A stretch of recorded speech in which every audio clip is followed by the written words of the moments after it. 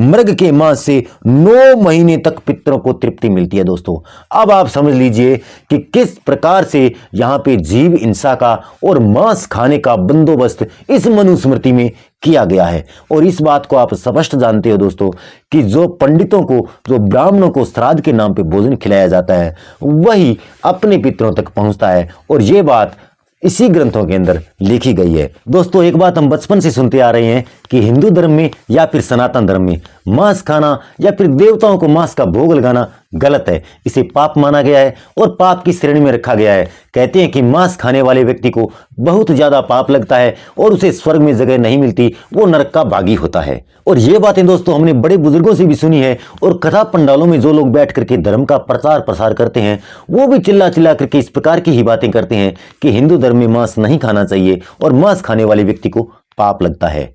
लेकिन दोस्तों क्या होगा अगर मैं आपको यह कहूं कि इन्हीं धार्मिक ग्रंथों में मांस खाना अनिवार्य बताया गया है और देवताओं को भोग लगाना भी अनिवार्य बताया गया है, तो क्या आप यकीन करोगे? बिल्कुल नहीं। आप कहोगे कि यार भाई साहब आप किस प्रकार की बातें कर रहे हो। तो दोस्तों दिल थाम के बैठ जाइए, आज की इस वीडियो में मैं आपके साथ कुछ इस प्रकार की ही बातें शेयर करने वाला हूं। और दोस्तों आपको मैं बता दूं कि इस प्रकार की बातें किसी एक ग्रंथ में नहीं लिखी गई है, ऐसे बहुत सारे ग्रंथ है, वेद है, पुराण है जिनमें इस प्रकार की बातें लिखी गई है कि हिंदू धर्म में मांस खाना बिल्कुल पुण्य का काम है और मांस खाना अनिवार्य भी है। तो चलिए दोस्तों आज की वीडियो को शुरू करते हैं। हेलो दोस्तों, मैं हूं आपका दोस्त रेवंत राम और आप देख रहे हो बागड़ी ज्ञान यूट्यूब चैनल। आइए दोस्तों वीडियो को शुरू करते हैं। तो यह है दोस्तों मनुस्मृति अध्याय नंबर 3 और श्लोक नंबर 266। और दोस्तों आपको मैं बता दूं कि ये वही मनुस्मृति है जिसको 25 दिसंबर 1927 को बाबा साहब ने जलाया था। और उसी दिन से इस 25 दिसंबर के दिन को देश के बहुजन मनुस्मृति दहन के दिवस में मनाते हैं। और आए साल 25 दिसंबर को मनुस्मृति को फिर जलाया जाता है। और दोस्तों इसको जलाने के पीछे क्या रीजन था, इस विषय पर मैं आपको किसी और वीडियो में बताऊंगा। ज्यादा बात मैं इस बारे में नहीं करने वाला हूं।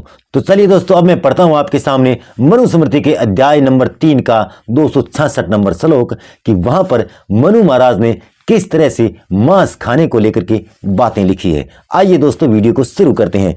दोस्तों अध्याय नंबर 3 में श्लोक नंबर 266 में मनु महाराज ने लिखा है, पितरों को विधिवत दिया हुआ हव्य जो उन्हें चिरकाल या फिर अनंत काल के लिए तृप्ति देने वाला होता है वह सब अब कहता हूं। तो दोस्तों यहां पे मनु महाराज श्लोक नंबर 266 में लिख रहे हैं कि अपने पितरों को तृप्त करने के लिए, यानी कि ज्यादा दिनों तक उन्हें भूख या फिर प्यास न सताए, इस प्रकार का काम करने के लिए क्या करना चाहिए और किस प्रकार का खाना उन्हें देना चाहिए। और एक बात मैं आपको बता दूं दोस्तों कि अपने पितरों तक वही खाना पहुंचता है जो हम ब्राह्मण को श्राद्ध के नाम पर खिलाते हैं। तो आगे क्या लिखते हैं वो सुनिए। तिल, धान, यव, उड़द, जल, मूल और फल, इनमें से कोई एक वस्तु विधिवत देने से पितर मनुष्यों से 1 महीने तक तृप्त होते हैं। श्लोक नंबर 267 में लिखते हैं कि धान, चावल, उड़द, इस प्रकार का खाना अगर आप किसी ब्राह्मण को श्राद्ध के नाम पे खिलाओगे तो आपके पितर 1 महीने तक तृप्त रहेंगे और उन्हें 1 महीने तक भूख प्यास बिल्कुल नहीं सताएगी। तो आगे और क्या लिखते हैं वो सुनिए। पाठिन आदि मछलियों के मांस से 2 महीने तक, यहां पे स्पष्ट लिखा है कि पाठिन दोस्तों किसको कहते हैं? जो बकरी होती है ना, बकरी, छोटी बकरी होती है उसको पाठिन कहते हैं।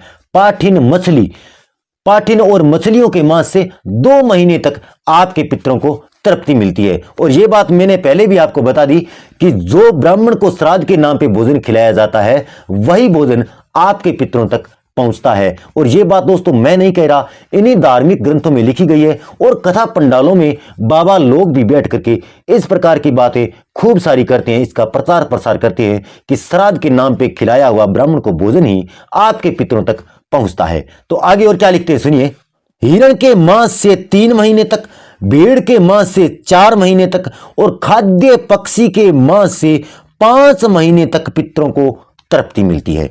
यहां पे स्पष्ट लिख दिया कि मछली पाठिन का मांस खिलाने से 2 महीने तक और हिरण के मांस से 3 महीने तक और भेड़ के मांस से 4 महीने तक और किसी पक्षी के मांस से 5 महीने तक आपके पितर तृप्ति रहेंगे अगर इस प्रकार का खाना आप अपने पितरों तक पहुंचाओगे तो आगे और क्या लिखा है देखिए। बकरे के मांस से 6 महीने, यानी कि बकरे का मांस अगर आप अपने पितरों तक पहुंचाओगे तो पितरों को 6 महीने तक कोई भूख प्यास नहीं लगेगी। चिरमृग के मांस से 7 महीने तक एंड जातीय हिरण के मांस से 8 महीने और रूह नामक मृग के मांस से 9 महीने तक पितरों को तृप्ति मिलती है दोस्तों।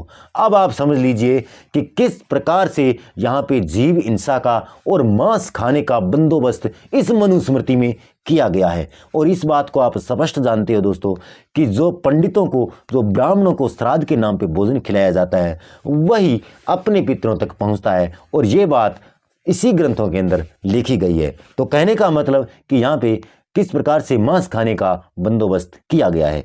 आगे और क्या लिखा है दोस्तों सुनिए। श्लोक नंबर 270, जंगली सुअर और जंगली भैंसे के मांस से 10 मास, बोलो, जंगली सुअर और जंगली भैंसे के मांस से 10 मास तक आपके पितरों को तृप्ति मिलेगी। और फिर आगे क्या लिखा है देखिए, खर दोस्तों किसे कहते हैं आपको पता होगा।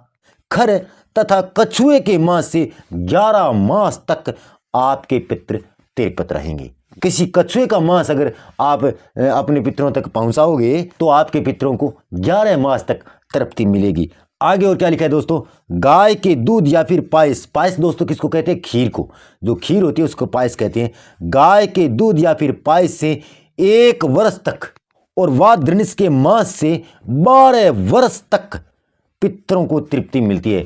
अब ये कोई पता नहीं क्या जानवर है, वादृण मतलब क्या लिखा है यहाँ पे समझ में नहीं आ रहा है। तो वादृण कोई ज़्यादा ही स्वादिष्ट होगा उसका मांस, जिसके लिए लिखा है 12 वर्ष तक, यानी कि वादृण का मांस खाने से 12 वर्ष तक आपके पितरों को तृप्ति मिलेगी, उनको भूख प्यास नहीं सताएगी। तो दोस्तों यहाँ पे स्पष्ट होता है कि जो लोग कहते हैं कि मांस खाना पाप है और मांस नहीं खाना चाहिए, वही लोग यहाँ पर इन्हीं शास्त्रों के अंदर मांस खाने की बातें भी लिख देते हैं और इन्हें पढ़ते हैं और सुनते हैं और इन पर अमल भी करते हैं। तो दोस्तों कहने का मतलब ये है कि हिंदू धर्म में सब चीज़ें अनिवार्य है, मांस खाना भी अनिवार्य है और जीव हिंसा भी अनिवार्य है, इन शास्त्रों के अंदर बताया गया है। और वो भी अपने मरे हुए पूर्वजों के नाम पर, कि अगर आप उनके नाम से मांस खाओगे तो कोई पाप नहीं लगेगा और उनको ज़्यादा दिनों तक तृप्ति मिलेगी। तो दोस्तों इस प्रकार से था आज का ये वीडियो। और दोस्तों एक बात मैं आपको और बता दूं कि मैं मांस खाने की सपोर्ट में बिल्कुल नहीं हूं। मांस खाना दोस्तों पाप होता है,